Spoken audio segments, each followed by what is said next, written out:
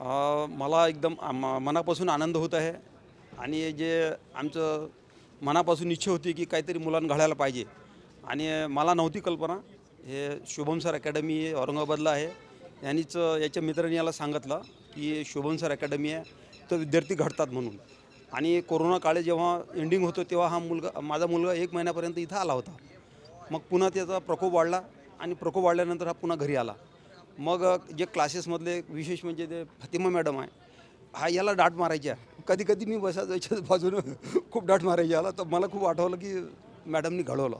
मॅडमनं म्हणजेच टोटल या शुभम सर अकॅडमीने मुलाला घडवलं.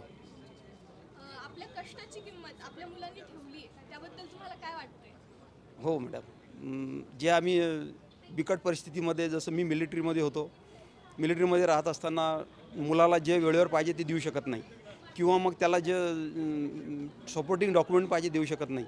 तर अशा स्थितीमध्ये त्याची आईनी किंवा त्यांनी जे काही श्रम घेतले आणि मी त्यांना सांगितलं, तर मला खूप आनंद आहे त्याबद्दल की मुलाने आमचं श्रम साफल्य केलं. शुभम सर अकॅडमीबद्दल तुम्हाला काय सांगावं वाटतं? मला खूप गर्व आहे या शुभम सर अकॅडमीबद्दल. कारण मी सपोज बाहेर असताना किंवा मग मी घरी नसताना मुलाला घडवलं आणि टोटल श्रेय माझ्या मुलाचं श्रेय शुभम सर अकॅडमीलाच जाते. बाकी पालकांसाठी तुमचा काय सल्ला असेल? माझं एवढं म्हणणं आहे की जसं आता मी माझ्या मुलाला मधून चेक करायचो, हा अभ्यास करताना चेक करायचो मधून. तर माझं एवढंच म्हणणं आहे की काही वेळ आपल्या मुलाकरता द्यावा. म्हणजे नेमकंच मी 17मध्ये रिटायरमेंट झालो आणि हा जेव्हा क्लासेस वगैरे लावला तर मला टाईम भेटायचा. त्या क्लासेसमध्ये मी जाऊन थोडा चेकबॅक करायचं. तर आपण चेकबॅक केलं तर थोडंसं फरक पडते की तो ध्यान लावून अभ्यास करते. मॅडम तुमच्यासाठी प्रश्न, तुम्ही घरी असायचा मिलिटरीमध्ये असायचं असं म्हणले, तर तुमची काय भावना होती? काय सांगू की नाही.